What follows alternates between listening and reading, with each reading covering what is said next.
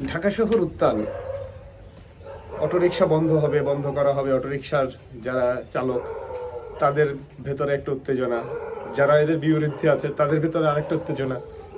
বাংলাদেশের একটা অনেক বড় সমস্যা হচ্ছে, বাংলাদেশের বেশিরভাগ সিস্টেম ওনাররা বা বেশিরভাগ সিদ্ধান্ত গ্রহণকারীরা তারা সত্যিকার অর্থে কোনো প্রতিরোধক নিয়ে কাজ করে না। তারা সবসময় প্রতিষেধক দিতে চায়, অর্থাৎ ফায়ার ফাইটিং করে। একটা প্রবলেম হয়েছে, ওই প্রবলেমটাকে সলভ করতে চায়। প্রবলেমটার রুট কজ কি, কারণটা কি, সেইটা নিয়ে তারা চিন্তা করে না বা সেটা তারা মাথায় রাখে না। এখন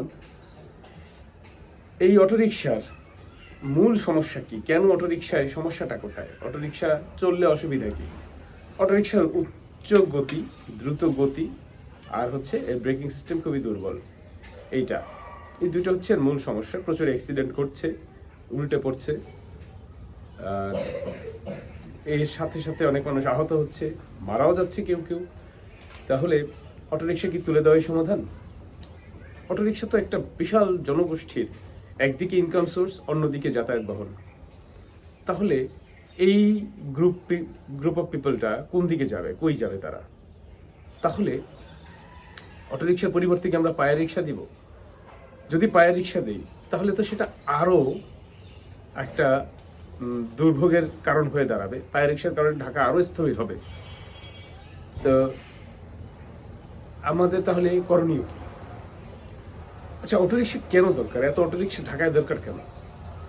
ঢাকায় দরকার, ঢাকায় কিন্তু সকল অফিস, সব ধরনের ফ্যাক্টরি ঢাকা শহরের ভেতরে, স্কুল কলেজ কি নেই ঢাকা শহরে? এত কিছু ঢাকা শহরে দরকার কেন?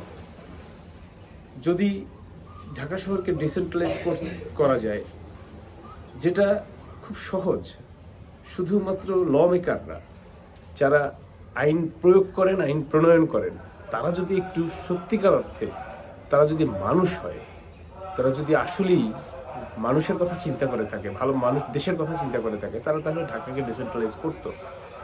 এখন দেখেন, রাজনীতিবিদদের উচিত ঢাকাকে ডিসেন্ট্রালাইজ করার দিকেই নজর দেওয়া। কেন জানেন? এই যে শেখ হাসিনা বা এইরকম যারা স্বৈরাচার হয়েছিল, তার বাবা যে স্বৈরাচার হয়ে উঠতে পেরেছিল, বা তাদের আর এক দোসর হোসেন মোহাম্মদ এরশাদ যে স্বৈরাচার হয়ে গেছিল, এটার কারণ কিন্তু ঢাকায় সবকিছু থাকা। তারা ঢাকাকে তারা কন্ট্রোল করেছে, সারা দেশ কন্ট্রোল করেছে। এখন যদি এর ইন্ডাস্ট্রির কিছু অংশ ঢাকার বাইরে, বরিশাল, ভোলা, পটুয়াখালী, খুলনা, বাগেরহাট, মংলা, যশোর, নড়াইল, কুষ্টিয়া, এইসব দিকে ভাগ করে দেওয়া যেত। হ্যাঁ, আমিও দক্ষিণ দিকে বলছি, আমি দক্ষিণের মানুষ বলে, দক্ষিণ দিকে ভাগ করে দেওয়া যেত, তাহলে কিন্তু এই কন্ট্রোলটা সারা দেশে ছড়িয়ে থাকতো। তখন যে কেউ স্বৈরাচার হয়ে উঠতেও পারতো না। আর আবার সেই স্বৈরাচারকে পতন করাতে শুধু ঢাকাকে দখল করার জন্যই তাদের নজর দিতে হতো না। তো নিরাপত্তার ব্যাপার, রাষ্ট্রীয় কেপিআই যদি নিরাপত্তার ব্যাপার আসে, এখন সারা দেশেই ছড়িয়ে ছিটিয়ে ক্যান্টনমেন্টগুলো আছে, নিরাপত্তার দিক থেকে সেটা আসবে। তো আমার মনে হয় যে এই ঢাকাকে মূলত ডিসেন্ট্রালাইজ করে তারপরে ঢাকাকে শান্ত করা উচিত, সুন্দর করা উচিত। এখন অটোরিকশা বন্ধ করে আপনি খুব একটা গেইন নিতে পারবেন না, বরঞ্চ ঝামেলা তৈরি করা ছাড়া। ধন্যবাদ।